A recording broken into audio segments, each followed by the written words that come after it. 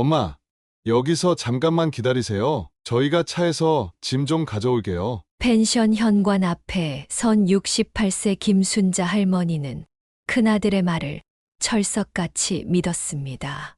한겨울에 차가운 바람이 불어오는 이른 아침 산속 깊은 펜션에는 다른 투숙객의 기척도 없었습니다. 순자 할머니는 추위를 피해 현관 안쪽으로 몸을 살짝 움츠렸습니다. 금방 올 거야. 민우가 그랬으니까.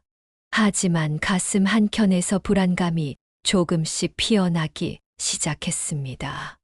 며느리가 서둘러 차에 오르는 모습이 눈에 들어왔고 차 문이 닫히는 소리가 유난히 크게 들렸습니다. 평소와 다른 아들의 눈빛, 며느리의 서두르는 모습이 마음을 불편하게 했습니다. 민우야, 할머니가 불안한 듯 아들을 부르려는 순간 차 엔진 소리가 크게 울렸습니다. 눈 덮인 산길을 따라 차가 빠르게 멀어져 갔습니다. 그제야 할머니는 모든 것을 깨달았습니다. 설마 나를 여기 버리고 가는 건가? 순자 할머니는 그 자리에 얼어붙은 채 멀어지는 차를 바라보았습니다. 온몸에 힘이 빠지며 무릎이 땅에 닿았습니다. 하얀 입김이 흩어지는 차가운 겨울 아침, 평생을 바쳐 키운 아들에게 버림받은 한 어머니의 절규가 산자락에 메아리 쳤습니다. 민우야, 엄마다. 엄마를 두고 가지 마. 하지만 대답은 없었습니다. 멀어지는 차 소리만이 이 비정한 현실을 증명하고 있었습니다. 순자 할머니의 눈에서는 뜨거운 눈물이 흘러내렸고 그 눈물은 차가운 겨울 땅 위에 떨어져 금세 얼어붙었습니다. 펜션 주변으로 눈이 조용히 내리기 시작했습니다. 산속 깊은 곳, 적막한 겨울 아침. 순자 할머니는 이런 날이 올 줄은 꿈에도 몰랐습니다. 자신이 그토록 사랑하고 믿었던 큰아들이, 모든 재산을 넘겨준 그 아들이 자신을 이렇게 버리고 갈 거라고는. 현관 앞에 무릎 꿇은 채 얼마나 시간이 흘렀을까요? 순자 할머니의 옷자락에는 하얀 눈이 소복이 쌓여갔습니다.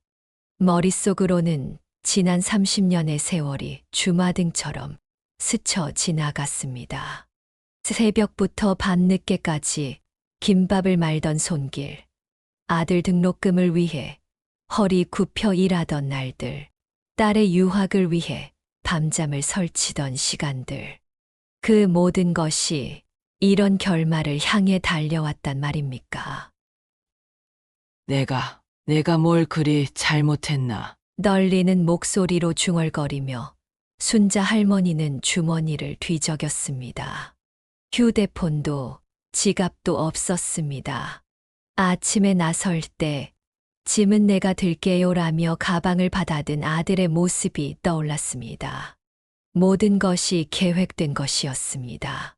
펜션 안으로 들어가 보았지만 프런트에는 아무도 없었습니다. 한겨울 비수기, 이곳에는 다른 투숙객도 없어 보였습니다. 창밖으로 보이는 산길에는 이미 눈이 수북이 쌓여가고 있었습니다. 이러면 안 되는데. 민우야, 이러면 안 되는데. 순자 할머니의 떨리는 음성이 텅 빈 펜션에 메아리 쳤습니다. 창가에 기대어 선 할머니의 눈에서는 멈추지 않는 눈물이 흘러내렸습니다. 저 멀리 산길 끝자락에서는 아직도 희미하게 차의 엔진 소리가 들려왔습니다. 이것이 바로 30년 넘게 자식을 위해 한평생을 바친 한 어머니가 맞이한 비참한 최후였습니다. 하지만 이 이야기의 시작은 훨씬 전으로 거슬러 올라갑니다. 약 30년 전 어느 봄날이었습니다. 여보, 이번에는 꼭 성공할 거예요. 조금만 더 기다려줘요. 남편은 사업 자금을 위해 집을 담보로 대출을 받으며 그렇게 말했습니다. 당시 순자 씨는 그저 남편을 믿었습니다. 중학교 2학년인 아들 민우와 초등학교 5학년인 딸 정아를 키우며 평범한 주부로 살았던 그때 남편의 사업은 그럴듯해 보였으니까요. 하지만 그것이 악몽의 시작이었습니다. 부인, 댁의 남편분이 지금 어디 계신가요? 어느 날 일본인 사업가가 찾아왔습니다. 순자 씨는 그제야 알았습니다. 남편이 수억 원의 사업 자금을 들고 잠적했다는 사실을. 그리고 그 돈이 일본 투자자들에게서 빌린 것이라는 충격적인 사실을. 뭐라고요? 그날 이후 순자 씨의 하루하루는 지옥이었습니다. 매일같이 찾아오는 채권자들, 거칠어지는 독촉, 아이들 앞에서 당하는 수모. 결국 집은 경매로 넘어갔고 가족은 반지하 단칸방으로 쫓겨나야 했습니다. 엄마, 오늘 학교에서 급식비 내래. 이번 달 학원비가 아이들의 눈치 보는 말에 가슴이 찢어졌습니다. 특히 사춘기에 접어든 민우는 매일 밤 이불 속에서 훌쩍거렸습니다. 중학교 2학년 예민한 시기에 이런 상황을 겪어야 하는 아들을 보며 순자 씨는 이를 악물었습니다. 내가 무너지면 안 돼. 이 아이들은 나밖에 없어. 처음에는 식당 설거지로 시작했습니다. 새벽 4시에 일어나 밤 10시까지 하루 종일 그릇을 닦았습니다. 손이 트고 갈라져도 연고를 바르며 버텼습니다. 그러다 주방 일을 배우기 시작했고 틈틈이 김밥 많은 법도 익혔습니다. 6개월 후 월세방 근처 골목에 조그만 김밥 가게를 열었습니다. 이평남짓한 공간이었지만 순자 씨에게는 희망이었습니다. 민우야, 정아야, 이제 우리도 다시 시작할 수 있어. 하지만 시작은 녹록지 않았습니다. 첫날 김밥이 풀어져 버려야 했고 둘째 날은 간이 맞지 않아 손님들의 항의를 받았습니다. 밤마다 울면서 레시피를 연구했습니다. 아줌마 이걸 어떻게 먹어요? 짜기만 해서. 죄송합니다. 다시 해드리겠습니다. 수없이 사과하고 다시 만들고 또 사과하고 그렇게 하루하루를 버텼습니다. 민우는 학교 끝나고 가게에 와서 설거지를 도왔고 정아는 숙제를 하면서 심부름을 해주었습니다. 엄마, 내가 도와줄게. 공부나 해. 너네는 공부만 열심히 하면 돼. 그렇게 1년이 지나자 단골이 생기기 시작했습니다. 새벽부터 밤까지 쉬지 않고 일하는 순자 씨의 성실함이 입소문을 타기 시작한 것입니다. 아줌마네 김밥은 깔끔해. 재료가 좋아. 신선하고. 특히 순자 씨는 모든 재료를 당일 새벽에 시장에서 직접 골랐습니다. 밤 12시에 일어나 새벽 시장에 가는 것이 일상이 되었습니다. 잠은 하루 34시간이 전부였지만 아이들의 얼굴을 보면 피곤도 잊혔습니다. 엄마, 나 이번에 100점 받았어. 우리 정아, 이번에도 전교 10등 안에 들었네. 자녀들의 성적표를 받아들 때면 모든 고생이 눈 녹듯 사라졌습니다. 특히 민우는 공부에 더욱 매진했고 성적은 날로 올라갔습니다. 이제 조금만 더 버티면 순자 씨의 인생에서 가장 힘들었던 그 시절, 그녀를 지탱한 것은 바로 두 자녀에 대한 희망이었습니다. 하지만 그녀는 미처 알지 못했습니다. 이 모든 희생이 30년 후 차가운 겨울 아침 산속 펜션에서 어떤 결말을 맞이하게 될지. 작은 김밥집은 점차 입소문이 나기 시작했습니다. 순자 씨의 성실함과 정직한 재료 선택이 동네에서 화제가 된 것입니다. 하지만 그녀에게는 매일이 전쟁이었습니다. 새벽 2시 알람 소리가 울리기도 전에 순자 씨는 눈을 떴습니다. 잠을 설쳤다는 표현이 더 맞을지도 모릅니다. 민우의 고등학교 진학을 앞두고 있었기 때문입니다. 우리 자식들은 꼭 명문대를 보내야 해. 우리 민우 아버지처럼 살면 안 돼. 순자 씨는 어둠 속에서 옷을 갈아입었습니다. 방 한켠에서 잠든 아이들의 숨소리를 들으며 그녀는 매일 아침 같은 다짐을 했습니다.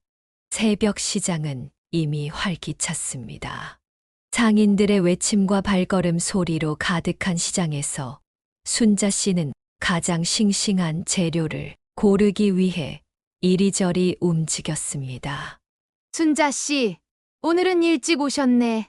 네, 언니.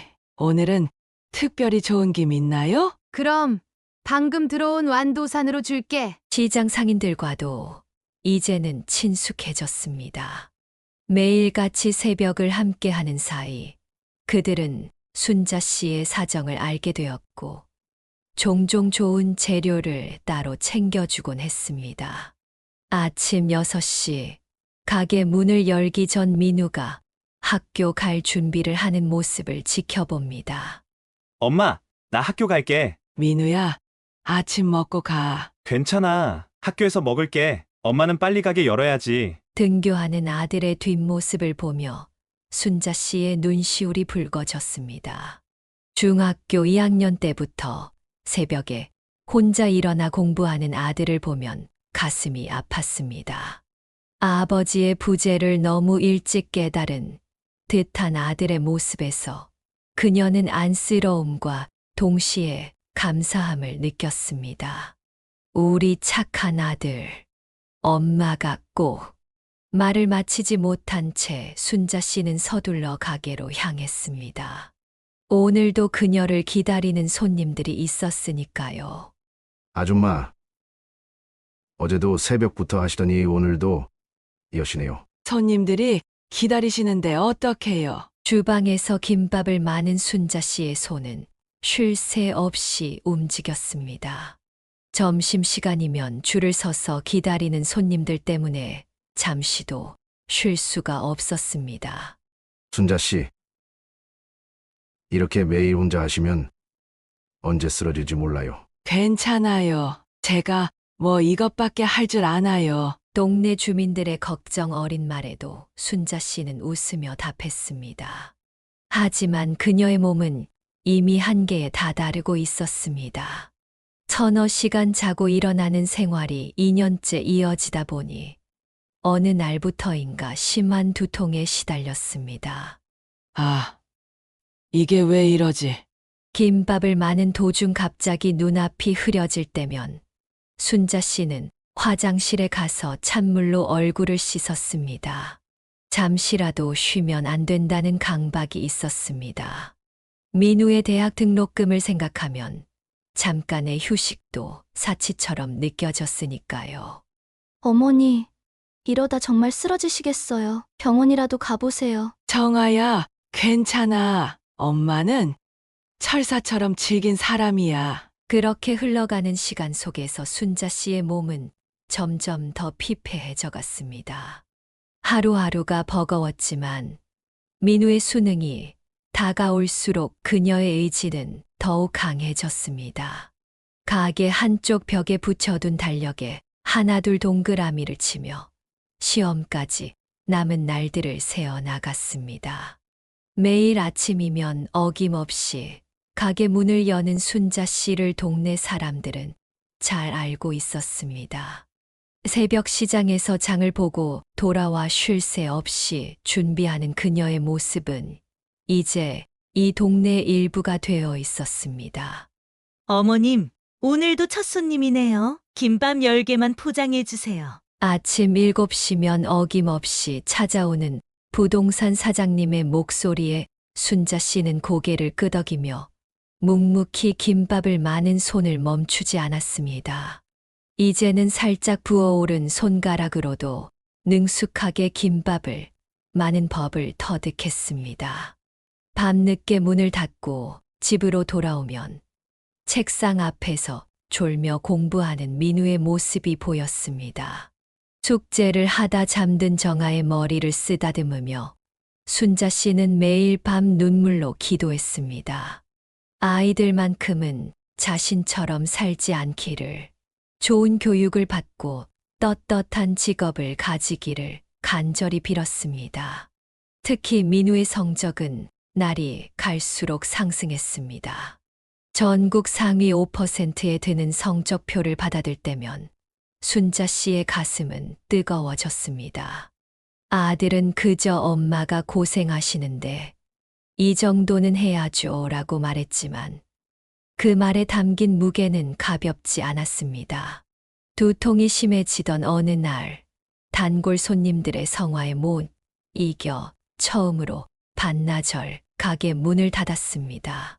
의사는 심각한 얼굴로 MRI 검사를 권했지만 순자 씨는 그저 두통약 처방만 받고 나왔습니다.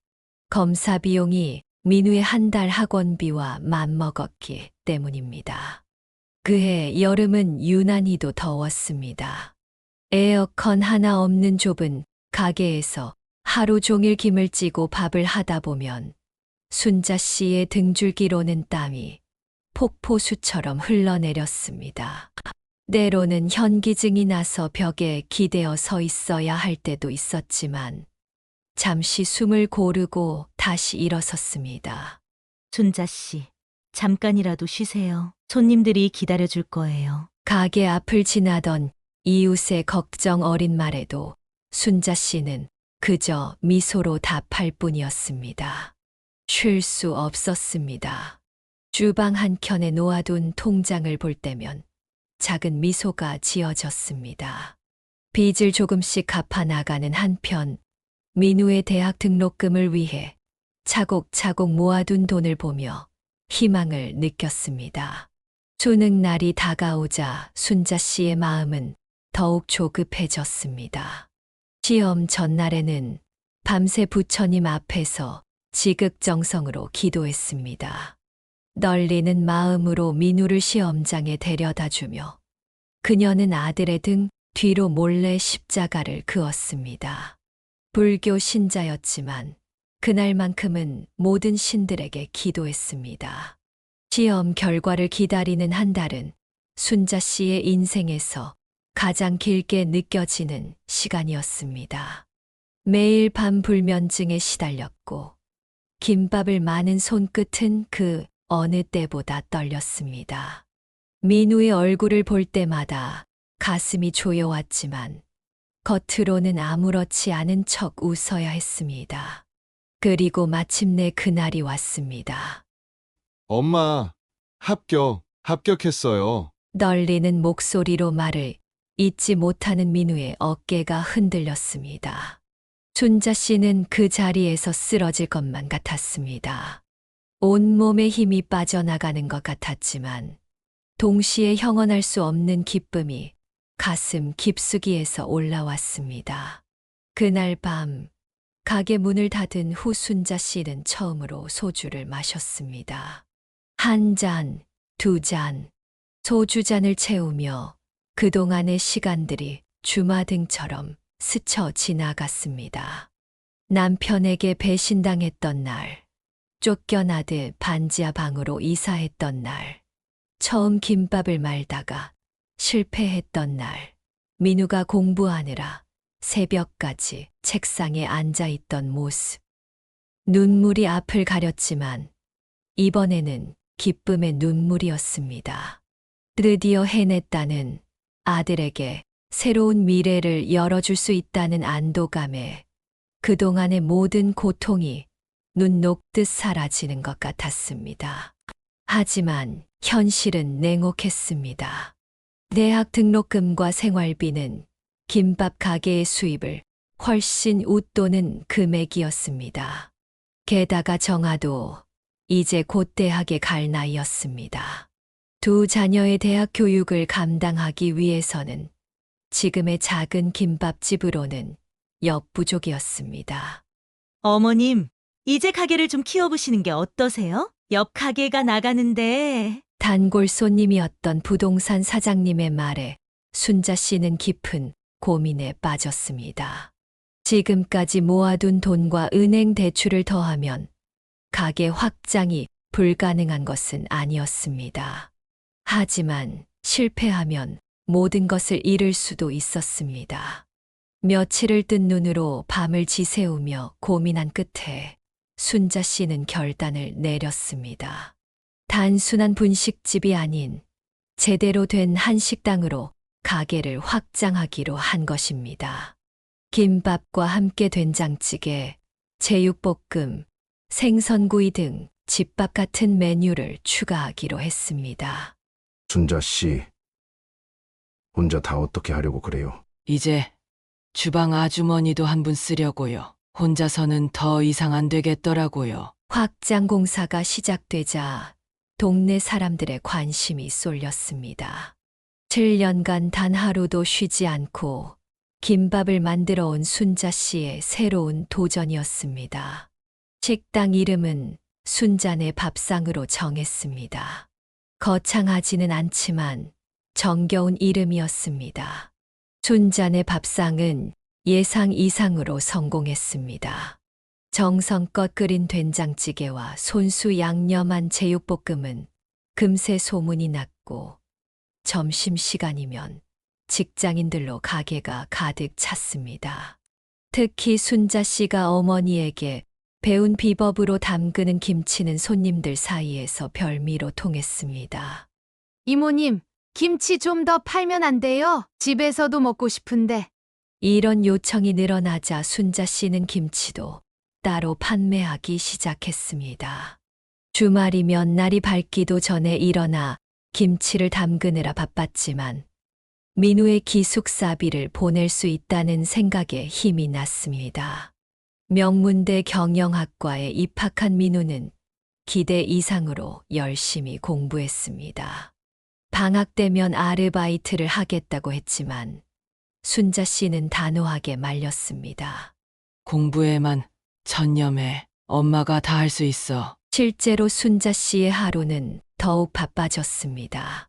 새벽 3시에 일어나 김치를 담그고 아침 장사를 준비하고 점심 장사를 하고 저녁까지 이어지는 일정은 육체적으로 너무나 힘들었습니다.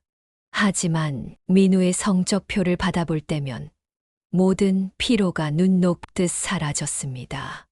작은 딸 정아도 어머니의 헌신을 알기에 더욱 열심히 공부했습니다.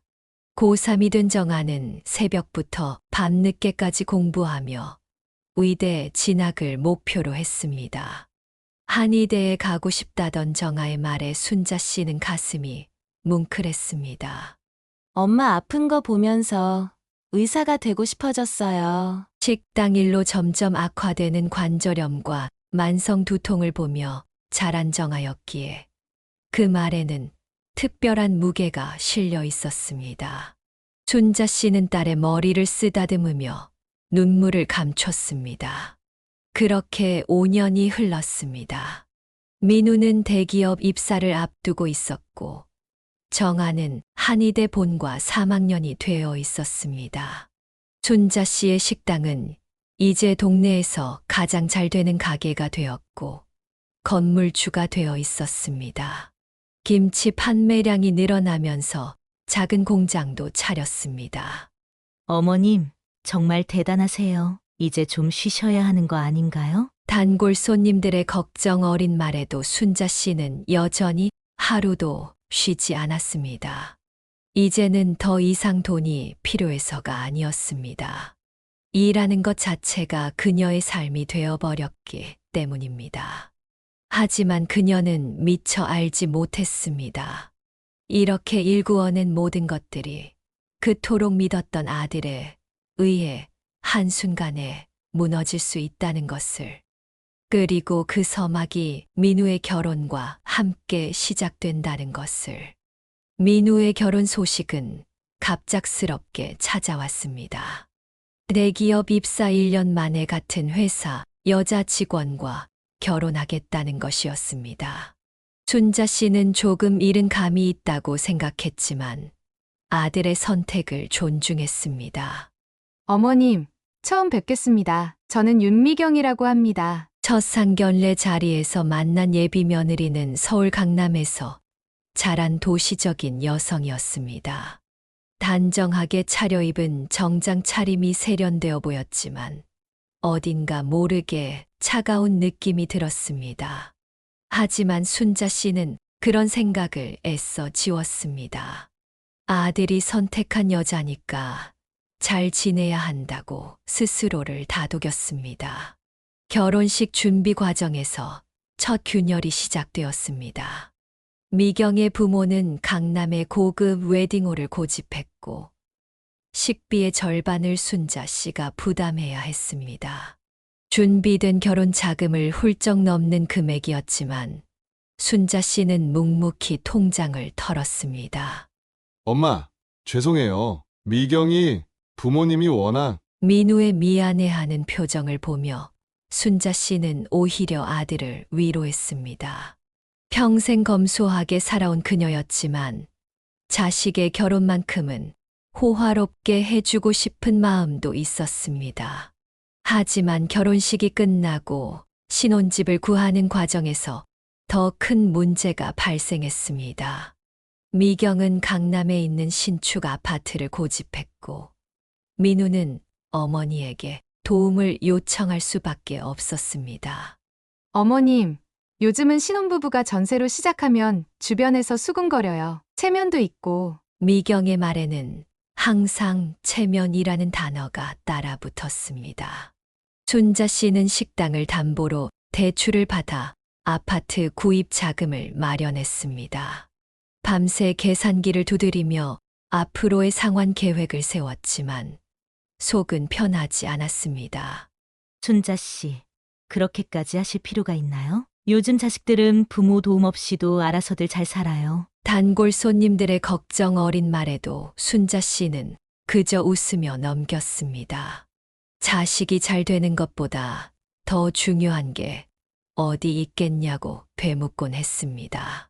신혼집 입주 후 찾아온 주말이면 순자 씨는 반찬을 가득 싸들고 아들 집을 찾았습니다. 정성껏 준비한 김치와 밑반찬들이었습니다. 하지만 미경의 반응은 차가웠습니다.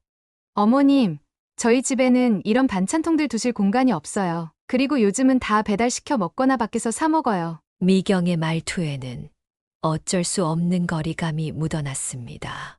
손수 담근 김치조차 냉장고 한켠에 겨우 자리를 얻었고 대부분의 반찬은 도로 가져가야 했습니다.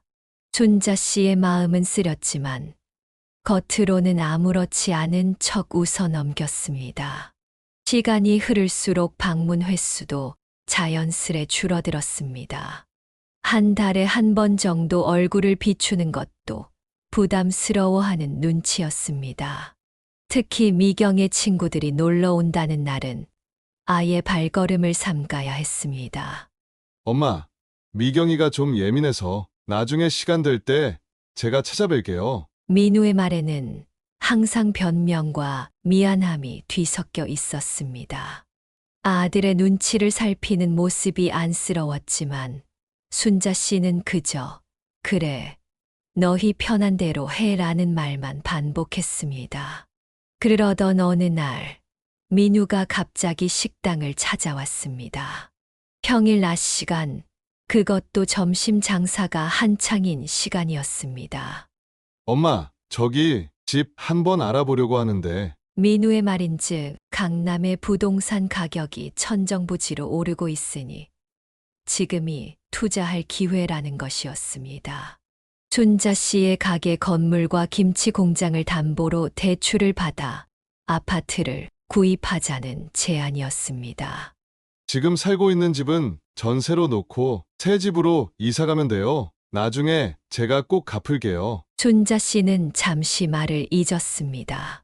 그동안 모아온 재산이 적지 않았지만 이미 신혼집 자금으로 상당액을 지원한 상태였습니다. 게다가 정아의 한의원 개원 자금도 준비해야 했습니다. 하지만 민우의 눈빛은 간절했습니다. 어린 시절 공부방에서 밤늦게까지 책을 읽던 그 진지한 눈빛이었습니다. 순자 씨의 마음이 흔들리기 시작했습니다. 엄마가 한번 알아볼게. 결국 순자 씨는 고개를 끄덕였습니다. 그녀는 미처 알지 못했습니다. 이 결정이 자신의 인생을 나락으로 떨어뜨리는 시작이 될 줄은. 며칠 후 미경이 직접 식당을 찾아왔습니다.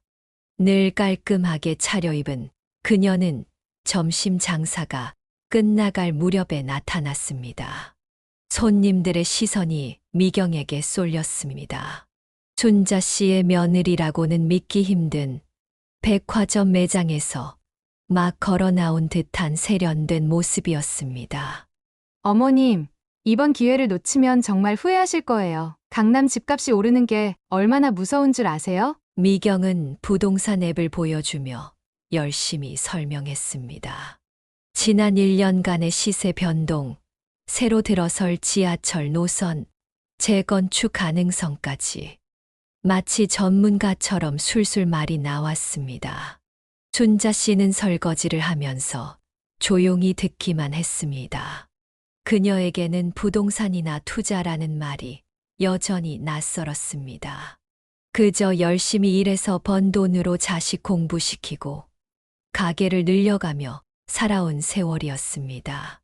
어머님 건물이랑 공장만 담보로 잡으면 충분해요. 나중에 저희가 다 갚을 테니까 걱정하지 마세요. 미경의 말투는 자신감으로 가득했습니다.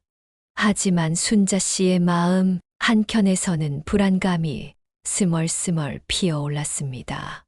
식당 한쪽에 걸린 정아의 사진이 눈에 들어왔습니다. 곧 한의원을 개원할 딸에게도 무언가 해주고 싶었습니다. 미경아, 정아도 곧 개원을 해야 하는데. 그 말에 미경의 표정이 순간 굳어졌습니다. 눈썹이 살짝 찌푸려지더니 입술 끝이 미세하게 떨렸습니다. 어머님, 죄송하지만 정아 언니는 시집 가면 시댁에서 도와줄 수 있잖아요. 지금은 저희가 더 급해요. 그 말을 듣는 순간 순자 씨의 손에 들고 있던 그릇을 떨어뜨릴 뻔했습니다. 평소 표정 관리가 완벽하던 미경의 얼굴에서 처음으로 날카로움이 비쳤습니다. 하지만 순자 씨는 이내 마음을 다잡았습니다. 내 며느리니까 잘 지내야지. 항상 그랬듯이 스스로를 달래며 깊은 한숨을 삼켰습니다.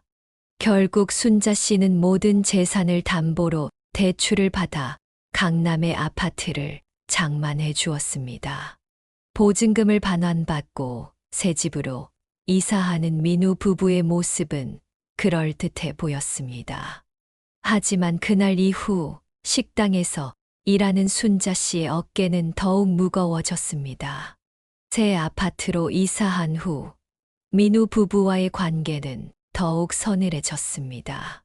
미경은 이제 시어머니가 수시로 찾아오는 것을 노골적으로 불편해했고, 민우는 그런 아내의 눈치를 보며 어머니와 점점 더 거리를 두었습니다. 어머님, 이제 저희 집에 오실 때는 미리 연락 좀 주세요. 제가 친구들이랑 약속이 있을 수도 있고. 어느 주말 반찬을 들고 방문했다가 들은 미경의 말에 순자 씨의 발걸음은 그 자리에 멈춰섰습니다. 현관문 앞에 서서 들고 온 반찬통을 바라보는 순간만큼은 온 세상이 멈춘 것 같았습니다. 대출금 이자는 매달 식당 수익의 상당 부분을 차지했습니다. 예전처럼 김치 공장 운영도 쉽지 않았습니다. 담보 대출 때문에 운영 자금 확보가 어려워져 규모를 줄일 수밖에 없었습니다. 순자 씨, 얼굴이 많이 피곤해 보여요. 그러다 병나겠어요. 단골 손님들의 걱정 어린 말에도 순자 씨는 여전히 새벽부터 밤늦게까지 일했습니다. 이제는 주방 아주머니, 인건비도 부담스러워져 혼자 일하는 날이 많아졌습니다. 그러던 어느 날이었습니다. 식당 일을 마치고 피곤해 지친 몸을 이끌고 집으로 돌아가는 길이었습니다. 버스에서 내려 골목을 걸어가는데 우연히 동네 마트 앞에서 민우 부부를 마주쳤습니다. 미경아, 우리 어머니 좀 모시고 살면 어떨까? 식당 일도 힘드실 텐데. 여보, 지금 농담하는 거죠? 시어머니랑 같이 살면 제가 얼마나 스트레스 받을지 알면서 두 사람은 순자 씨를 발견하지 못한 채 대화를 이어갔습니다. 미경의 목소리에는 어떤 냉소마저 깃들어 있었습니다. 그래도 나중에 은퇴하시면 여보, 지금도 친구들 만나면 시어머니가 식당 하신다고 말하기 창피한데 우리랑 같이 산다? 말도 안 돼요. 그 순간 순자 씨의 발걸음이 휘청였습니다. 창피하다는 그 말이 가슴 깊숙한 곳을 예리한 칼날처럼 파고들었습니다.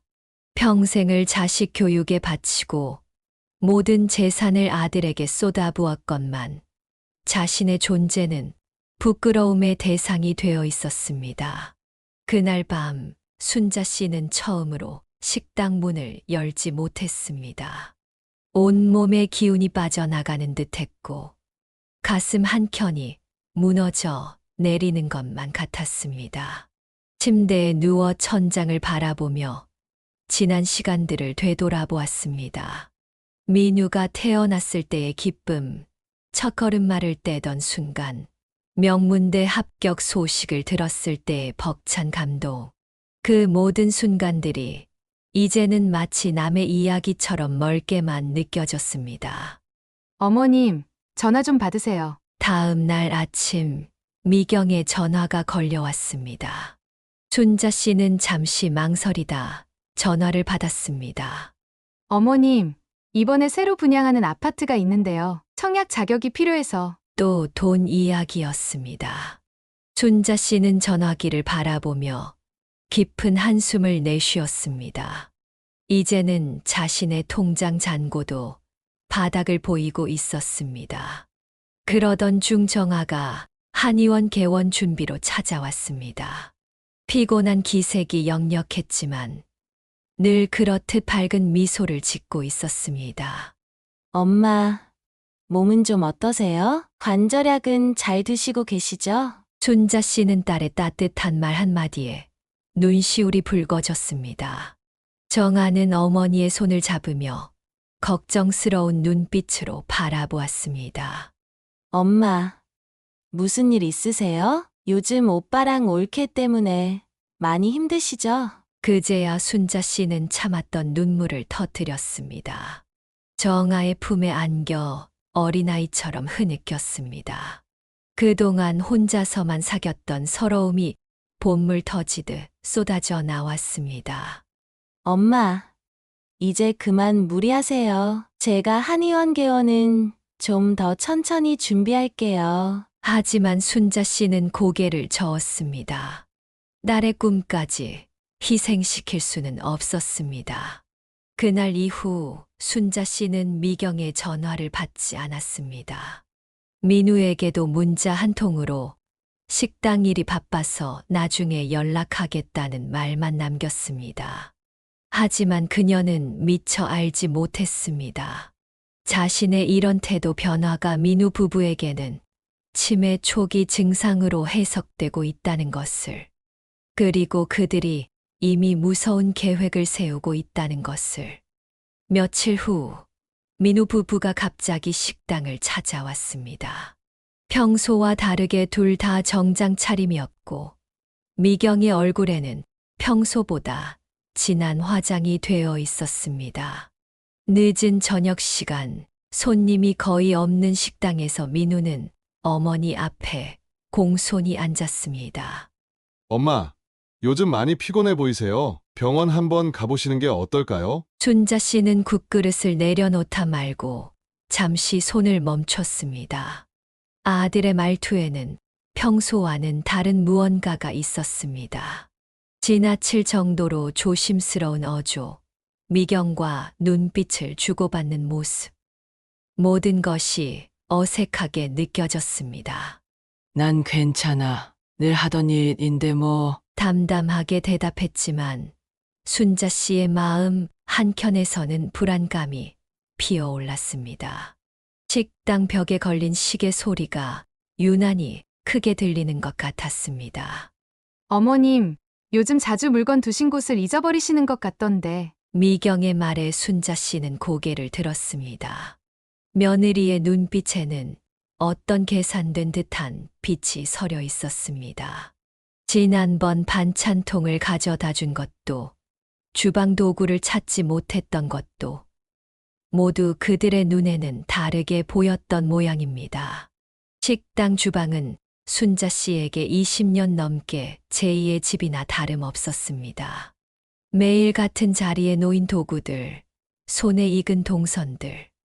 가끔 피곤할 때 잠시 기억이 흐려질 때는 있었지만 그것이 전부였습니다. 어머님, 저희가 알아본 좋은 병원이 있는데. 미경은 가방에서 병원 팸플릿을 꺼내 밀었습니다. 고급스러운 실버타운과 결합된 요양병원 광고였습니다. 순자 씨의 손이 미세하게 떨리기 시작했습니다.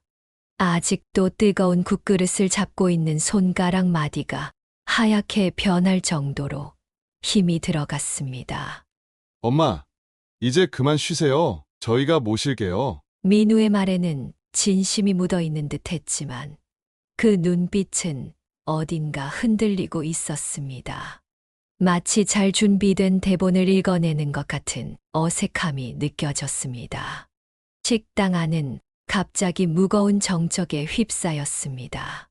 주방에서 끓고 있는 된장찌개 냄비에서 보글보글 소리가 들려왔고 환풍기가 돌아가는 낮은 소음만이 이 불편한 침묵을 채우고 있었습니다. 순자 씨의 머릿속에서는 수많은 생각들이 스쳐 지나갔습니다. 김밥을 팔아 모은 돈으로 민우를 서울대에 보냈던 일, 밤늦게까지 공부하는 아들을 위해 라면을 끓여주던 기억, 취업 준비할 때 새벽밥을 챙겨주던 순간들.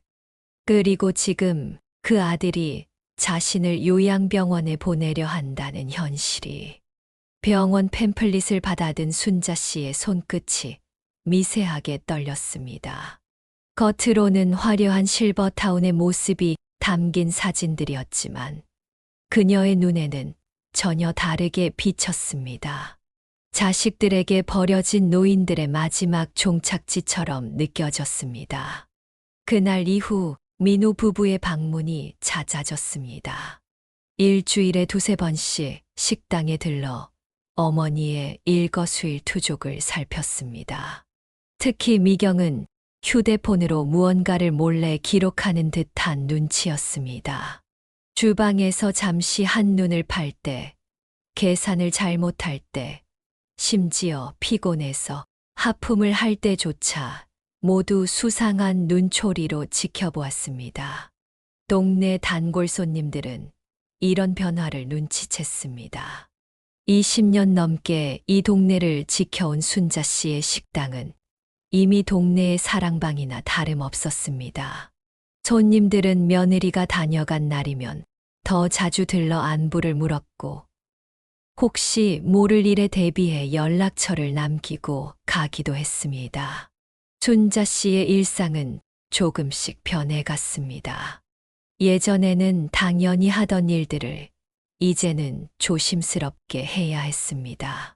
실수 하나가 치매의 증거로 둔갑할까 두려웠기 때문입니다.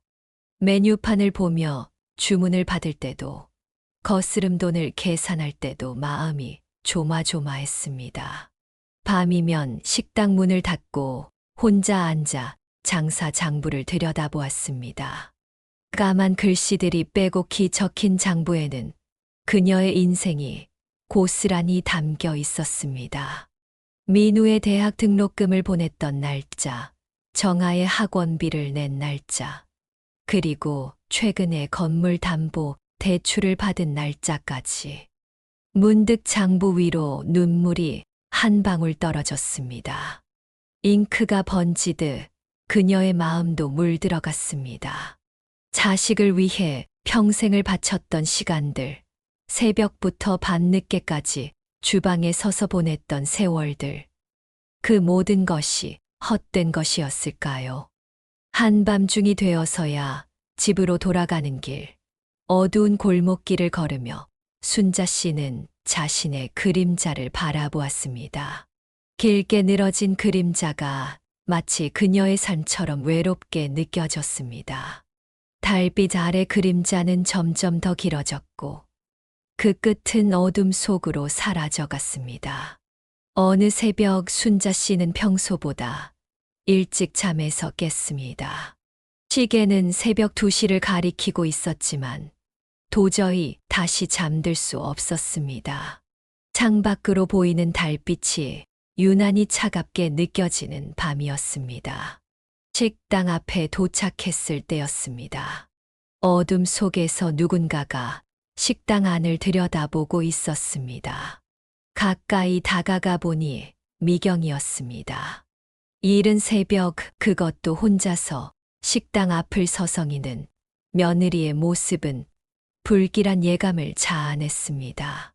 미경아, 웬일이니? 순자 씨의 목소리에 미경은 화들짝 놀랐습니다. 당황한 기색이 역력했지만 이내 침착한 표정을 되찾았습니다.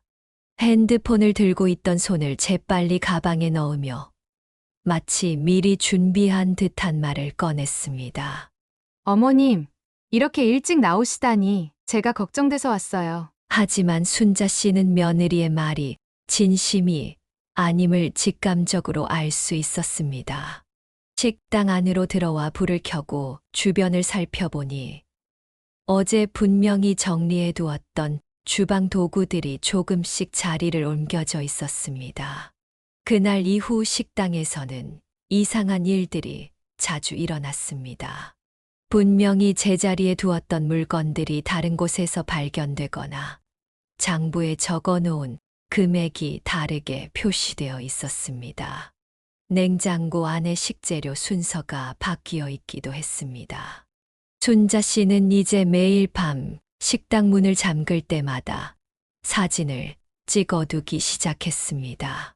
주방 도구들의 위치, 장부의 내용, 심지어 냉장고 안의 모습까지 자신이 치매가 아님을 증명하기 위해 누군가의 의도적인 장난이 있음을 밝히기 위해 묵묵히 기록했습니다. 동네 슈퍼 주인은 미경이 종종 이른 아침에 식당 앞을 서성이는 것을 보았다고 했습니다. 세탁소 아주머니는 민우가 경찰서에 다녀갔다는 말도 전해 주었습니다. 마치 누군가가 그물을 천천히 조여오는 것 같은 불안감이 순자 씨의 마음을 짓눌렀습니다. 밤이면 이제 잠을 이루기가 힘들었습니다. 식당에서 종일 일하고 지친 몸으로 침대에 누우면 온갖 생각들이 머릿속을 맴돌았습니다.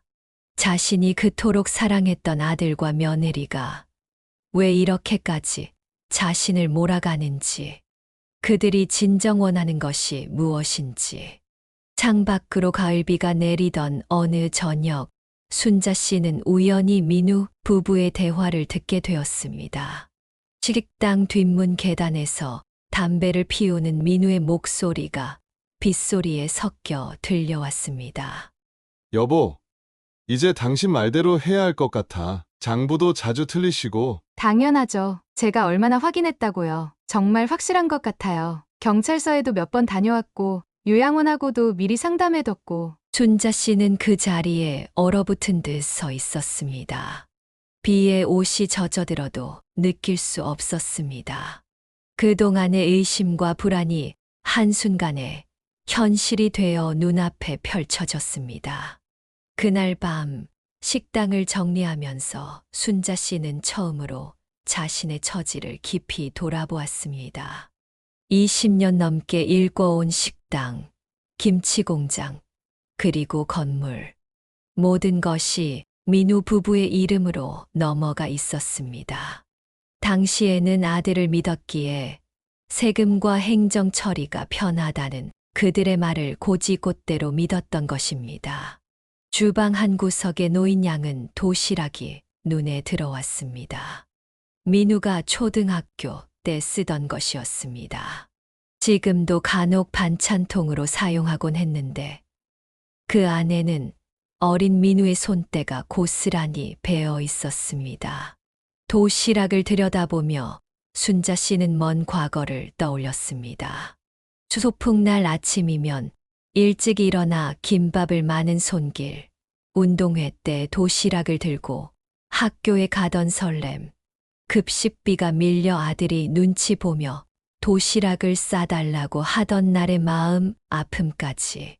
주방 선반을 정리하다 문득 오래된 앨범도 발견했습니다.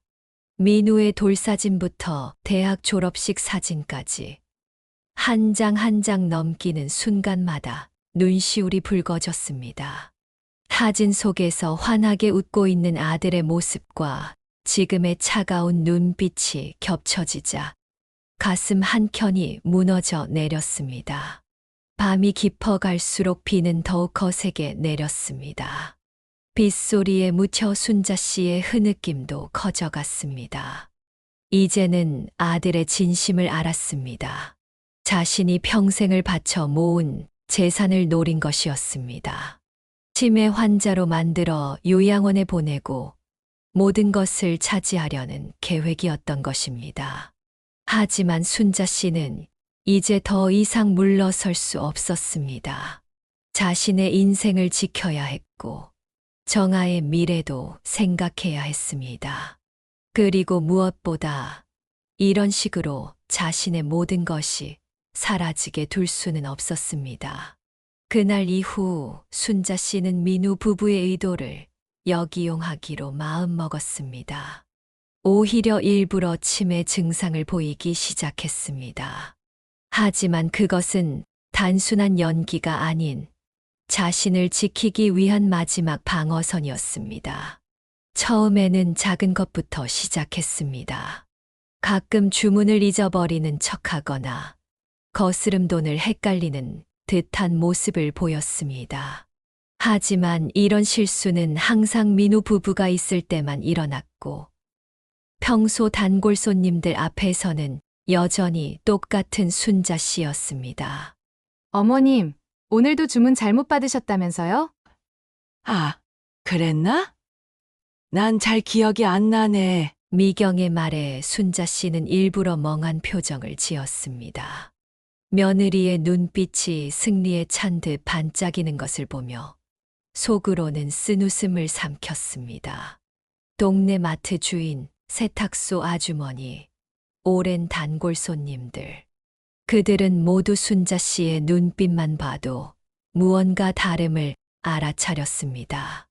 평소에 카리스마 넘치던 그녀가 민우 부부 앞에서만 유독 다른 모습을 보이는 것이 이상했기 때문입니다.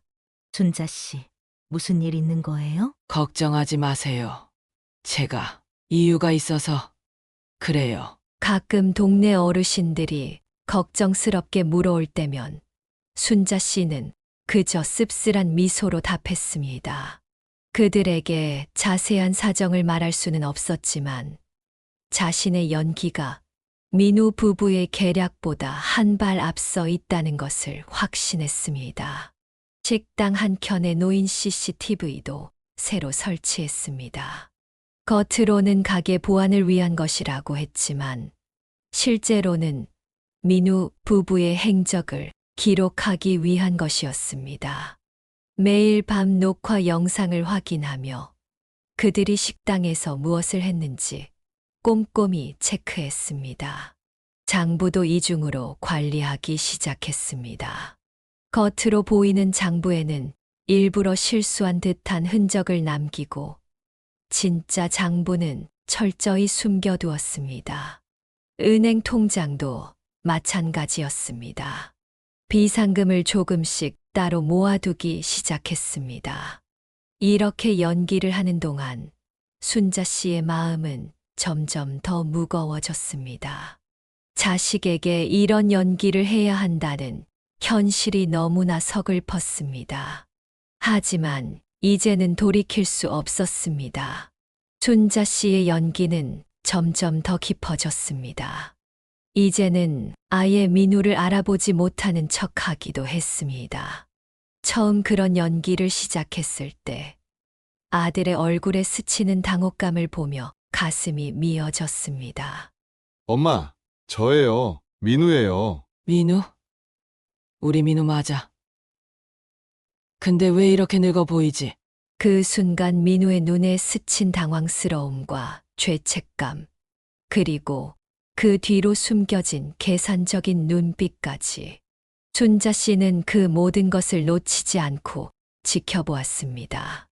아들의 이중적인 모습을 볼 때마다 가슴 한켠이 찢어지는 듯 했습니다. 밤이면 식당 주방에 혼자 앉아 녹화된 CCTV 영상을 돌려보곤 했습니다. 미경이 일부러 주방 물건들의 위치를 바꾸는 모습, 장부를 몰래 들춰보는 장면, 심지어는 손님인 척 와서 순자 씨의 이상 행동을 핸드폰으로 촬영하는 모습까지. 엄마가 이러려고 너를 그렇게 키웠나? 텅 빈 식당에 울리는 한숨 소리가 더욱 쓸쓸하게 느껴졌습니다. 벽에 걸린 달력을 보니 이제 겨울이 다가오고 있었습니다. 유독 추울 것 같다는 일기예보처럼 순자 씨의 마음도 점점 더 차가워져 갔습니다. 한편 정아는 전화로 이따금 어머니의 안부를 물었습니다. 결국 한의원 개원을 미루더니 좋은 기회가 생겼다며 바다 건너 해외로 떠났습니다. 바쁜 일정 속에서도 여전히 어머니를 걱정하는 딸의 마음이 전해져 왔습니다. 하지만 순자 씨는 정아에게 아무것도 말하지 않았습니다. 딸이 걱정할까봐, 그리고 오빠에 대한 실망감에 상처받을까봐 두려웠기 때문입니다. 엄마, 많이 피곤하시죠? 제가 휴가 내서 곧 한국에 갈게요. 아니야. 정아야, 너는 거기서 잘하고 있으면 돼. 전화를 끊고 나면 더욱 외로워졌습니다. 창밖으로 보이는 늦가을의 낙엽들이 쓸쓸하게 떨어지는 모습이 자신의 처지와 똑같아 보였습니다. 그러던 어느 날, 민우 부부가 뜻밖의 제안을 해왔습니다. 겨울 펜션 여행을 가자는 것이었습니다. 엄마, 좋은 데가 있대요. 바닷가도 보이고 며칠 쉬다 오시면 좋을 것 같아서요. 순자 씨는 순간 등줄기가 서늘해지는 것을 느꼈습니다. 민우의 말투와 미경의 눈빛에서 평소와는 다른 무언가를 감지했기 때문입니다. 순자 씨는 그들의 제안을 받아들였습니다. 겉으로는 아무것도 모르는 듯한 표정을 지었지만 속으로는 이미 그들의 의도를 눈치챘습니다.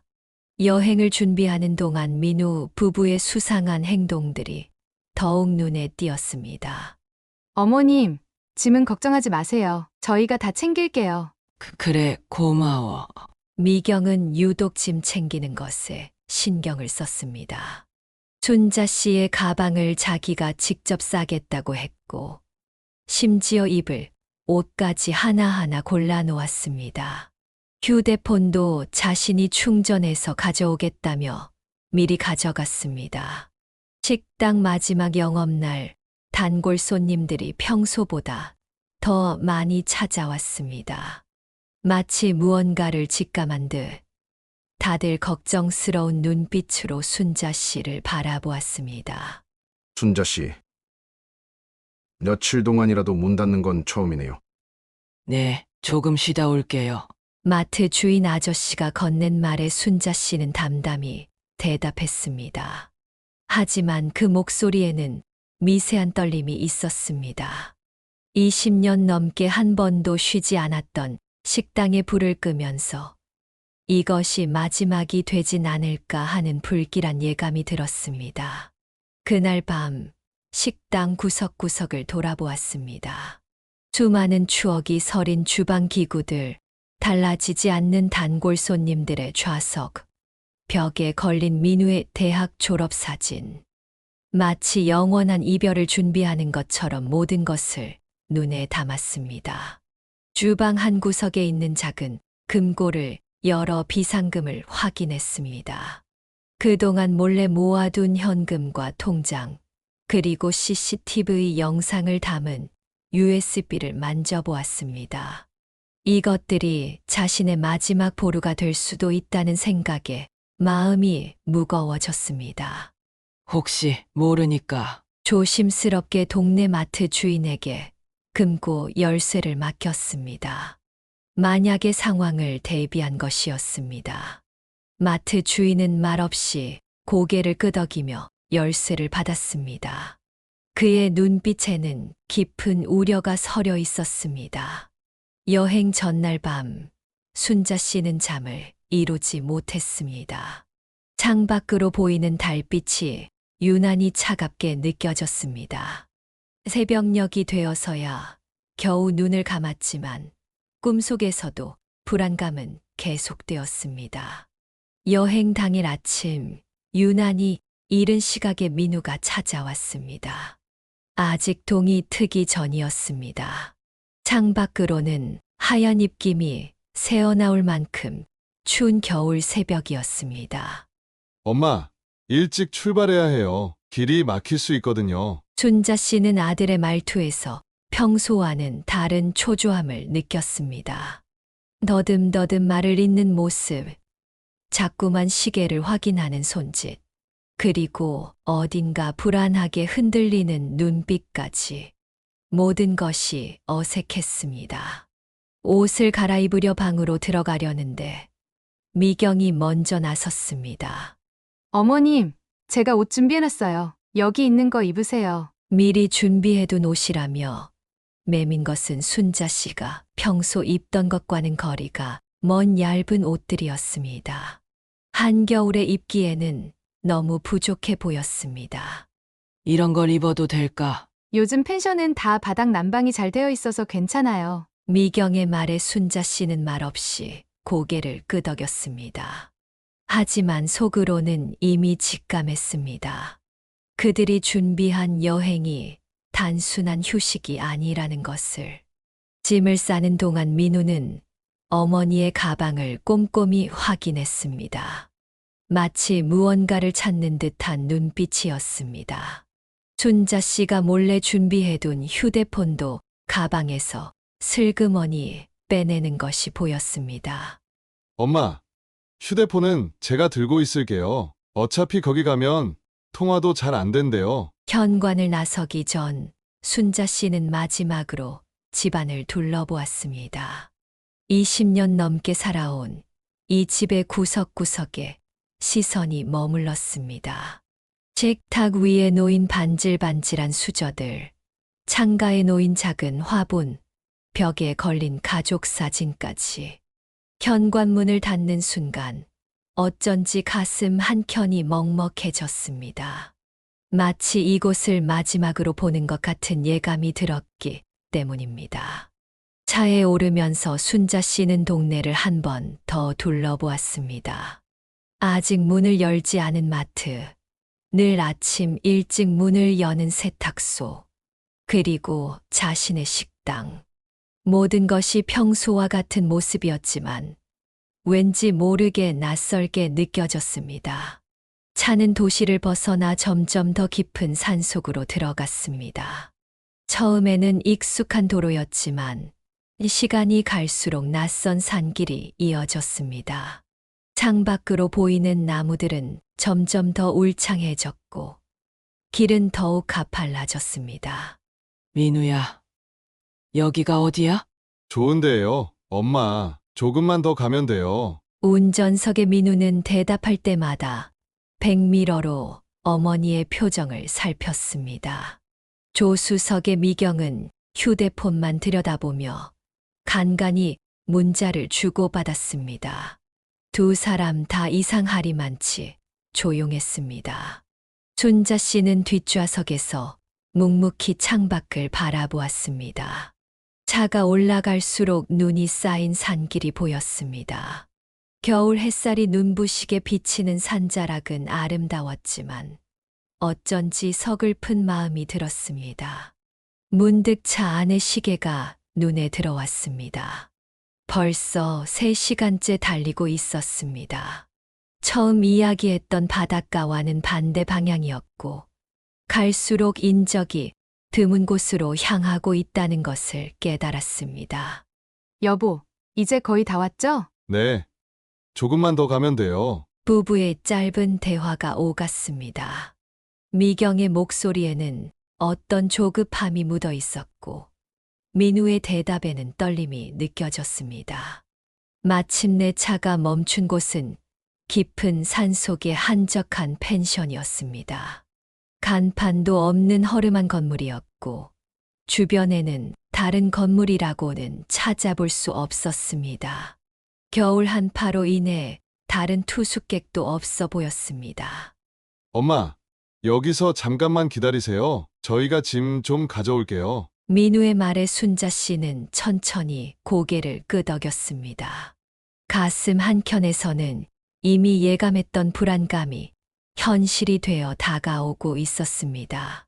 하지만 이상하리만큼 평온한 마음이 들었습니다. 펜션 앞에 홀로 서서 순자 씨는 멀어지는 차를 바라보았습니다. 서서히 줄어드는 엔진 소리와 함께 그동안의 모든 기억이 스쳐 지나갔습니다. 어린 민우를 업고 병원에 뛰어가던 날, 첫 월급을 받아와 울던 날, 결혼식장에서 신랑 턱시도 차림으로 서 있던 모습까지. 민우야, 하염없이 멀어지는 차를 바라보며 순자 씨는 작게 중얼거렸습니다. 아들의 이름을 부르는 순간 그동안 참았던 눈물이 볼을 타고 흘러내렸습니다.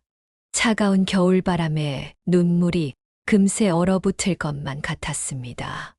1시간이 지나고 2시간이 지나도 아들 부부는 돌아오지 않았습니다. 해가 점점 기울기 시작했고 산속은 더욱 추워졌습니다. 얇은 옷차림으로 서 있기에는 너무나 추운 날씨였습니다. 펜션 안으로 들어가 보았지만 프런트에는 아무도 없었습니다. 문은 잠겨 있었고 창문 너머로 보이는 실내는 어둠에 잠겨 있었습니다. 이곳이 실제로 운영되는 펜션이 아니라는 것을 직감했습니다. 이렇게 끝나는 거구나. 순자 씨는 펜션 입구 계단에 앉았습니다. 하늘에서는 눈이 조금씩 내리기 시작했습니다. 하얀 눈송이들이 그녀의 머리카락과 어깨에 소복이 쌓여갔습니다. 주머니를 뒤적여 보니 과자 한 봉지가 전부였습니다. 지갑도 휴대폰도 모두 가방에 있었는데 그 가방은 이미 민우가 가져간 후였습니다. 모든 것이 계획적이었다는 걸 이제야 완벽히 이해했습니다. 해가 저물면서 산속은 점점 더 어두워졌고 기온은 계속해서 떨어졌습니다. 멀리서 들려오는 짐승 소리에 가슴이 철렁 내려앉았습니다. 이대로 밤을 보내야 한다는 생각에 두려움이 밀려왔습니다. 엄마가 뭘 그리 잘못했나? 떨리는 목소리로 중얼거리며 순자 씨는 무릎을 끌어안았습니다.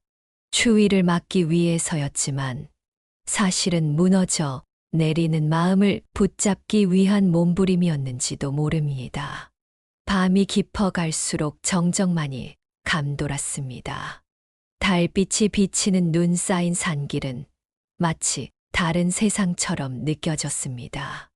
이런 곳에 자신을 버리고 간 것이 정말 자신의 아들이었다니. 현실이라고 받아들이기에는 너무나 가혹한 일이었습니다. 깊어가는 밤, 순자 씨는 펜션 주변을 살피기 시작했습니다. 생존 본능이었을까요? 다행히도 펜션 뒤편에 관리인이 쓰던 듯한 창고를 발견했습니다. 잠겨있지 않은 창고 안에는 낡은 담요 몇 장이 있었습니다. 이걸로 버텨야지. 담요에서는 퀴퀴한 냄새가 났지만 지금의 그녀에게는 차가운 죽음을 막아줄 소중한 것이었습니다. 창고 안으로 들어가 구석에 웅크리고 앉았습니다. 창문 틈으로 비치는 달빛이 그녀의 쓸쓸한 모습을 비추었습니다. 밤이 깊어질수록 산속은 더욱 무서워졌습니다. 멀리서 들려오는 늑대 울음소리, 나뭇가지가 흔들리는 소리, 그리고 간간이 들리는 알 수 없는 동물들의 발자국 소리. 모든 것이 공포의 대상이었습니다. 아버지, 저 너무 무서워요. 어둠 속에서 순자 씨는 오래전 돌아가신 아버지를 떠올렸습니다. 어릴 적 무서울 때마다 아버지 품에 안겨 잠들었던 기억이 떠올랐습니다. 하지만 지금은 그 누구도 그녀를 지켜줄 수 없었습니다. 밤새 잠을 이루지 못했습니다. 추위와 배고픔도 힘들었지만 그보다 더 견디기 힘든 것은 마음속 깊이 파고드는 배신감이었습니다. 내가 널 어떻게 키웠는데. 눈물이 앞을 가렸지만 울음소리를 내지는 않았습니다.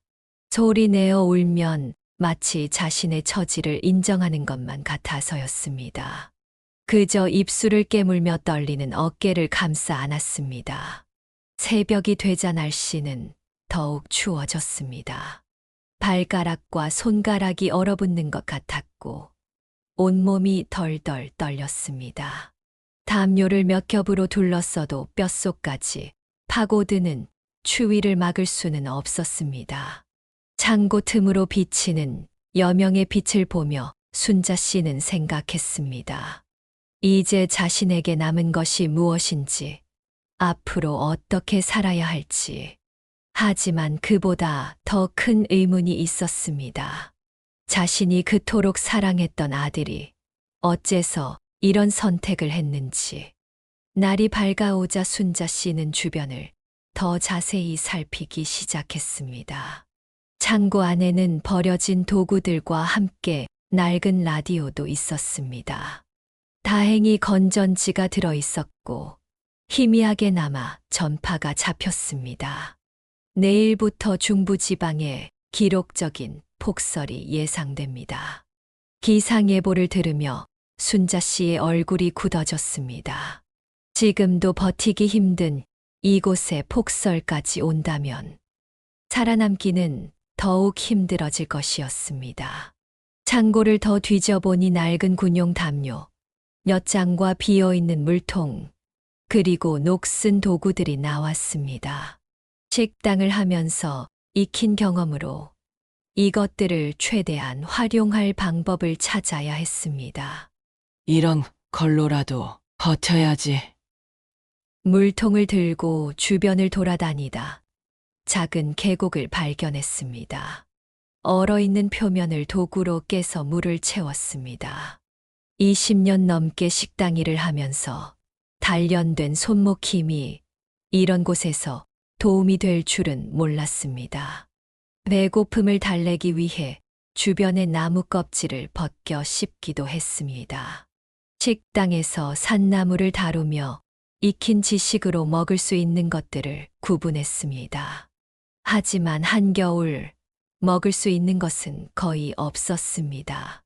이러다가 정말 여기서. 문득 죽음에 대한 두려움이 엄습했습니다. 하지만 곧 마음을 다잡았습니다. 자식에게 버림받은 것도 서러운데 이렇게 허망하게 생을 마감할 수는 없었습니다. 밤이 되면 창고 구석에 웅크리고 앉아 라디오를 작은 소리로 틀어놓았습니다. 사람의 목소리라도 들어야 미치지 않을 것 같았습니다. 그나마 다행인 것은 창고 지붕이 눈을 막아준다는 것이었습니다. 여기 추워서 잠들면 깨어나지 못할 거야. 잠들지 않기 위해 순자 씨는 끊임없이 움직였습니다. 제자리 걸음을 하고 팔다리를 움직이고 때로는 작은 소리로 노래도 불렀습니다. 식당에서 일할 때 흥얼거리던 노래들이었습니다. 이렇게 이틀이 지났습니다. 허기와 추위로 이내 점점 기력이 떨어져 갔습니다. 손발이 퉁퉁 붓고 감각이 무뎌졌습니다. 때때로 환각도 보였습니다. 어린 시절의 민우가 웃으며 달려오는 모습. 남편과 함께했던 행복했던 순간들. 민우야, 엄마가 뭘 그리 잘못했니? 세 번째 날 아침, 더 이상 일어설 힘조차 남아있지 않았습니다. 담요에 의지한 채 반쯤 누운 자세로 창문 틈으로 비치는 햇살을 바라보았습니다. 차가운 겨울 햇살이 그녀의 핏기 없는 얼굴을 비추었습니다. 문득 정아의 얼굴이 떠올랐습니다. 낯선 타지에서 열심히 일하고 있을 딸의 모습을 생각하니 눈물이 흘렀습니다. 자신이 이렇게 죽어간다면 정아는 오빠의 배신을 어떻게 받아들일까? 남은 인생을 얼마나 큰 상처를 안고 살아가야 할까? 안 돼. 이렇게 죽으면 안 돼. 마지막 힘을 모아 순자 씨는 벽을 짚고 일어섰습니다. 다리가 후들거렸고 눈앞이 흐렸지만 한 걸음 한 걸음 창고 밖으로 나왔습니다. 눈이 그친 하늘은 오히려 더 춥게 느껴졌습니다. 얼어붙은 산길을 한 걸음씩 내려가기 시작했습니다.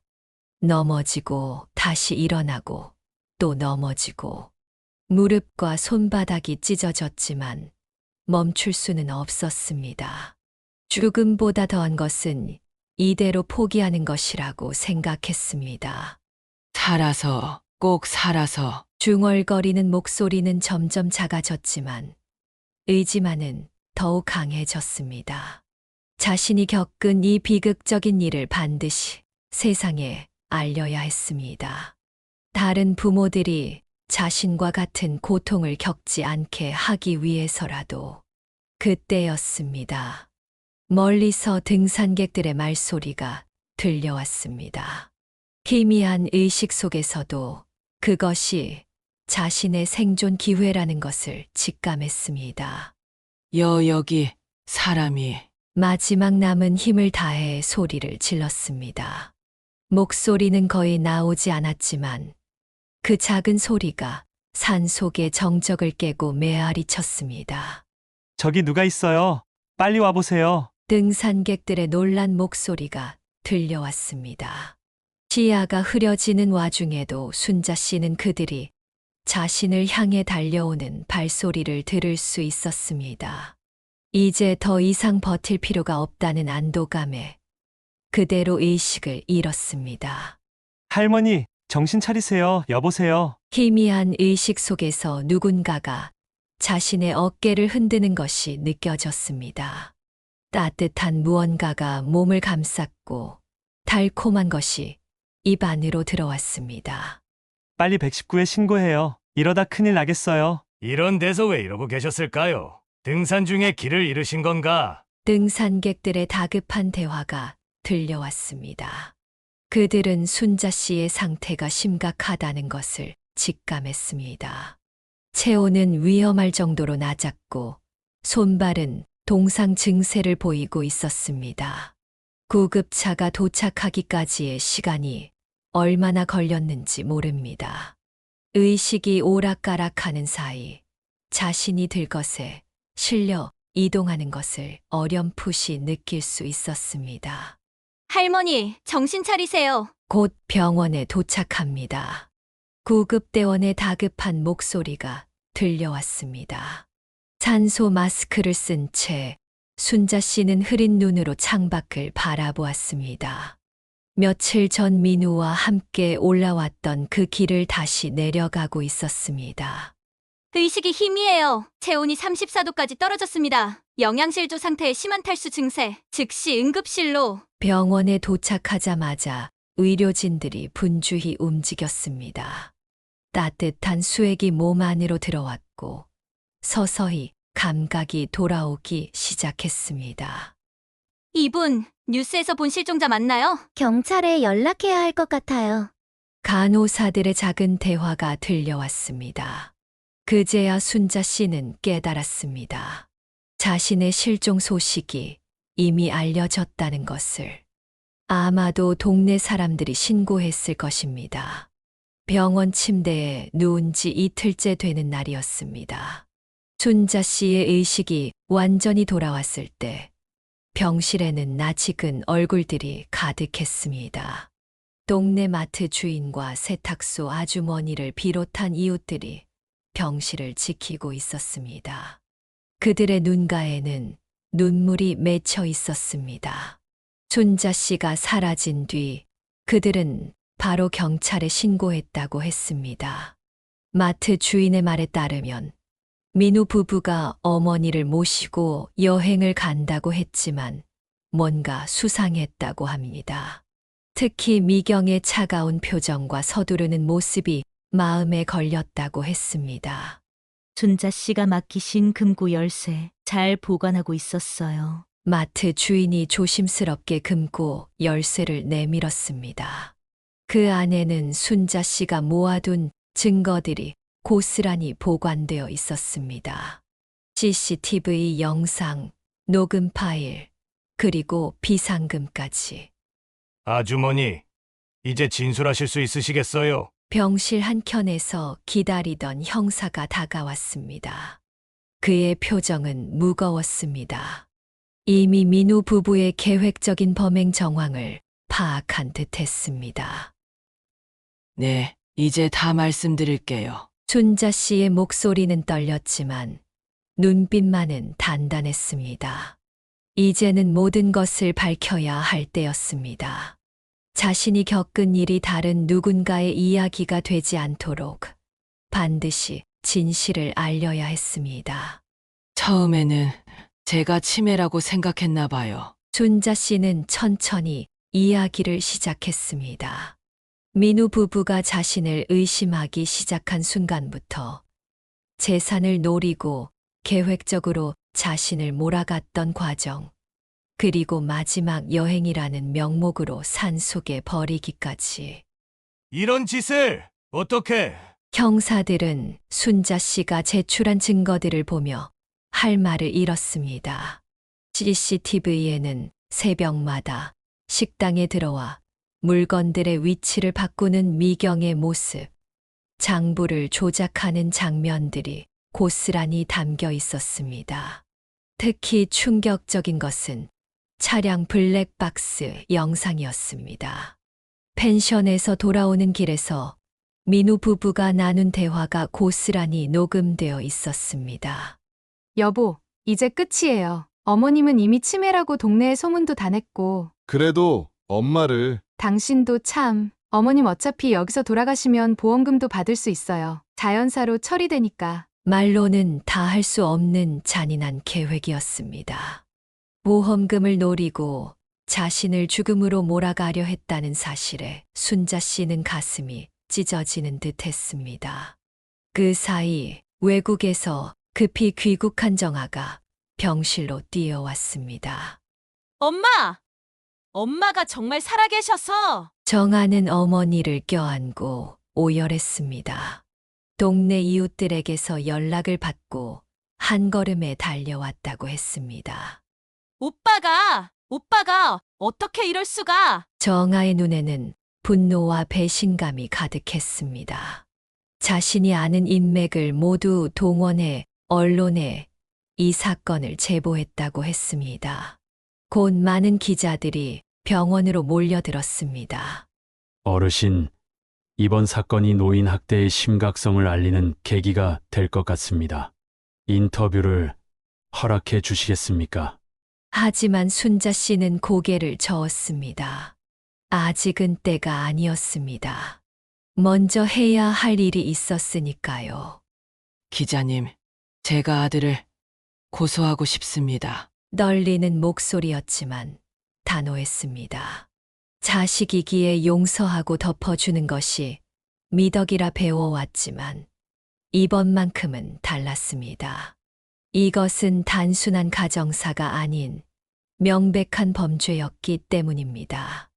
법정에서 민우 부부를 마주한 날, 순자 씨의 마음은 이상하리만치 담담했습니다.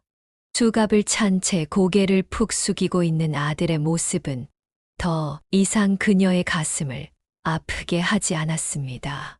그저 자신의 어리석었던 과거를 돌아보게 만들 뿐이었습니다. 재판은 빠르게 진행되었습니다.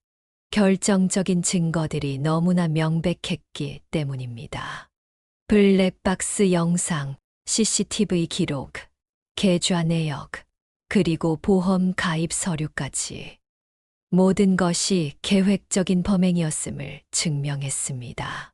특히 충격적이었던 것은 민우 부부가 순자 씨를 버리기 몇 달 전부터 이미 고액의 생명보험에 가입해두었다는 사실이었습니다. 겨울 산에서의 자연사를 가장의 보험금을 타내려 했다는 검사의 구형에 방청석에서는 탄식이 터져 나왔습니다. 미경은 끝까지 뻔뻔한 태도였습니다. 시어머니의 치매 증세가 심각해 요양원에 모시려 했을 뿐이라고 강변했습니다. 하지만 그들의 계획을 입증하는 결정적인 증거들 앞에서 그런 변명은 공허할 뿐이었습니다. 반면 민우는 재판 내내 한마디도 하지 못했습니다. 어머니와 눈이 마주칠 때마다 고개를 푹 숙였습니다. 마지막 최후 변론에서야 그는 떨리는 목소리로 말했습니다. 저는 욕심에 눈이 멀었습니다. 순자 씨는 그 말을 듣고도 표정 하나 바꾸지 않았습니다. 이미 그녀의 마음 속에서 민우는 더 이상 아들이 아니었습니다. 그저 자신의 인생에서 가장 큰 실수를 일깨워준 교훈일 뿐이었습니다. 판결이 내려졌습니다. 무거운 실형이 선고되고 재산에 대한 반환 명령도 함께 내려졌습니다. 순자 씨는 재판이 끝난 후 법원을 나서며 깊은 한숨을 내쉬었습니다. 차가운 겨울바람이 얼굴을 스쳤지만 이제 그 추위가 예전만큼 고통스럽게 느껴지지는 않았습니다. 재판이 끝난 후 순자 씨의 일상에도 조금씩 변화가 찾아왔습니다. 정아가 해외 근무를 그만두고 한국으로 완전히 돌아왔습니다. 어머니 곁을 지키겠다는 굳은 결심이었습니다. 식당은 다시 문을 열었습니다. 하지만 이전과는 달랐습니다. 정아가 주방을 도맡아 하겠다고 나섰고 순자 씨는 이제 손님들과 이야기를 나누는 정도의 일만 했습니다. 그동안 쉬지 못했던 몸과 마음을 처음으로 쉬게 해주는 시간이었습니다. 엄마, 이제는 제가 엄마를 위해 살아갈 차례예요. 정아의 말에 순자 씨는 말없이 눈물을 흘렸습니다. 그동안 자식을 위해 살아왔던 시간들, 그리고 그 믿음이 산산조각 났던 순간들. 하지만 이제는 달랐습니다. 진정한 효도가 무엇인지 보여주는 딸이 있었기 때문입니다. 하지만 밤이 되면 여전히 악몽을 꾸곤 했습니다. 차가운 산속에서 홀로 버려졌던 그 시간들, 자식의 배신으로 무너져 내렸던 그 순간들. 그 기억은 쉽게 지워지지 않았습니다. 그럴 때면 정아가 어머니의 방을 조용히 찾아왔습니다. 따뜻한 차 한 잔을 들고 와 어머니 곁을 지켰습니다. 말없이 손을 잡아주는 것만으로도 큰 위로가 되었습니다. 세월은 흘러갔지만 일부 상처는 아직도 아물지 않았습니다. 순자 씨는 이제 민우가 수감된 교도소 근처도 지나가지 않았습니다. 한때는 그렇게도 사랑했던 아들이었지만 이제는 그저 지나간 악몽처럼 느껴질 뿐이었습니다. 간혹 민우에게서 반성문이 왔습니다. 교도소 생활 중에서 보낸 편지에는 후회와 사죄의 말들로 가득했습니다. 하지만 순자 씨는 단 한 번도 답장을 하지 않았습니다. 그 편지들은 정아가 조용히 서랍 속에 보관해 두었습니다. 식당은 예전과는 다른 모습으로 변해갔습니다. 정아가 젊은 감각을 더해 인테리어를 바꾸었고 메뉴도 조금씩 현대적으로 변화시켰습니다. 하지만 순자 씨의 된장찌개만은 그대로 남겨두었습니다. 20년 세월이 담긴 그 맛은 이제 이 동네의 자랑이 되었습니다. 주변 사람들은 순자 씨가 한결 편안해 보인다고 했습니다. 더 이상 새벽부터 밤늦게까지 일하지 않아도 되었고, 무거운 짐을 혼자 떠안지 않아도 되었습니다.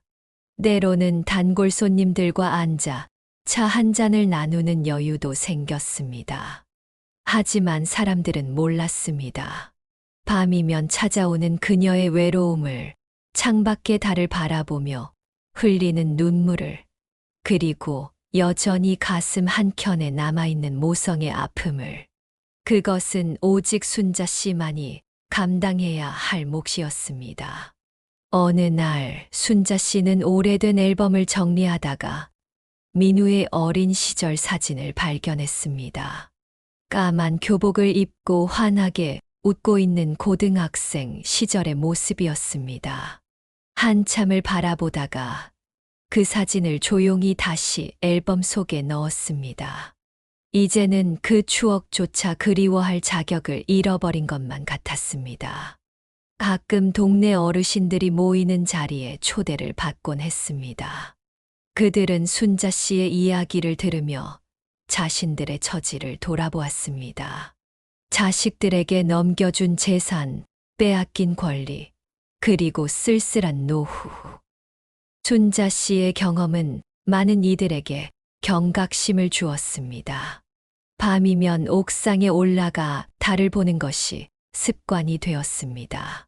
차가운 달빛 아래서 지난 날들을 돌아보며 순자 씨는 자신의 남은 인생을 어떻게 살아갈지 고민했습니다. 더 이상 자식을 위해 자신을 희생하는 삶은 없을 것입니다. 이제는 자신을 위한 시간을 가질 차례였습니다. 그렇게 1년이 흘렀습니다. 어느덧 재판이 있었던 그 겨울도 먼 기억이 되어가고 있었습니다. 순자 씨의 사연은 이제 많은 사람들에게 잊혀져 갔지만 그녀가 남긴 교훈만큼은 여전히 많은 이들의 마음 속에 깊이 새겨져 있었습니다. 노인 보호 단체에서 강연 요청이 왔을 때 순자 씨는 고민 끝에 수락했습니다. 자신의 이야기가 누군가에게 도움이 될 수 있다면 그 아픈 기억을 다시 한번 꺼내볼 용기가 생겼기 때문입니다. 강연장에는 그녀처럼 자식들에게 상처받은 노인들이 많았습니다. 그들의 눈빛에서 순자 씨는 자신의 과거를 보았습니다. 한평생 자식을 위해 살아온 부모의 마음, 그리고 배신당한 후의 절망감까지 모두가 비슷한 아픔을 안고 있었습니다. 식당은 이제 단순한 장사 공간이 아닌 작은 쉼터가 되었습니다. 순자 씨의 이야기를 들으러 오는 사람들도 있었고, 단지 그녀의 따뜻한 위로가 필요한 이들도 있었습니다. 된장찌개 한 그릇에 담긴 진심이 누군가에게는 큰 위안이 되었습니다. 정하는 어머니의 이런 변화를 묵묵히 지켜보았습니다. 때로는 힘들어하는 어머니의 어깨를 조용히 안아주었고, 기쁜 일이 있을 때면 함께 웃어주었습니다. 그것이 딸로서 할 수 있는 최선이었습니다. 순자 씨의 마음 속에는 여전히 지워지지 않는 상처가 있었습니다. 하지만 이제는 그 상처를 통해 더 많은 것을 배웠다고 생각했습니다. 자신을 사랑하는 법, 다른 이들의 아픔을 이해하는 법, 그리고 진정한 가족의 의미를 깨닫는 법을 말입니다. 밤이면 가끔 그날의 악몽을 꾸기도 했지만 이제는 혼자가 아니었습니다. 늘 곁에서 지켜주는 딸이 있었고 따뜻한 마음을 나누는 이웃들이 있었습니다. 그것만으로도 충분했습니다. 사연의 마지막을 들려드리겠습니다. 서울 시내의 한 노인복지관. 순자 씨는 떨리는 마음으로 강단에 섰습니다. 그녀의 앞에는 수많은 어르신들이 앉아 있었습니다. 저는 자식에게 모든 걸 바쳤다가 버려진 엄마입니다. 잠시 숨을 고르고 순자 씨는 이야기를 이어갔습니다. 여러분, 우리는 더 이상 자식만을 위해 살지 않아도 됩니다. 우리의 인생도 소중하니까요. 청중석에서는 작은 훌쩍임이 들렸습니다. 누군가의 눈물이었습니다. 그들의 눈빛에서 순자 씨는 자신의 과거를 보았습니다. 강연이 끝난 후 한 할머니가 다가왔습니다. 저도 얼마 전에 아들에게 재산을 다 넘겨줬는데 이제 어떻게 해야 할지. 순자 씨는 그 할머니의 손을 따뜻하게 잡아주었습니다. 아직 늦지 않았어요. 지금이라도 당신의 권리를 찾으세요. 더 이상 혼자가 아닙니다. 집으로 돌아오는 길, 정아가 어머니를 기다리고 있었습니다. 엄마, 오늘도 많은 분들에게 힘이 되셨죠? 순자 씨는 옅은 미소를 지었습니다. 이제 그녀의 상처는 다른 이들을 치유하는 약이 되어 있었습니다. 현재 김순자 할머니는 여전히 딸 정아와 함께 식당을 운영하고 계십니다. 때때로 찾아오는 악몽과 싸우면서도 매일 아침 희망을 안고 하루를 시작하십니다. 큰아들 민우 씨는 아직도 교도소에서 복역 중입니다. 어머니께 보내는 반성문은 계속되고 있지만 순자 할머니는 아직 그 편지들을 읽을 준비가 되지 않았다고 합니다. 용서가 아닌 단절을 선택하는 것도 때로는 필요한 일입니다. 이것이 순자 할머니가 우리에게 전하고 싶은 마지막 메시지였습니다.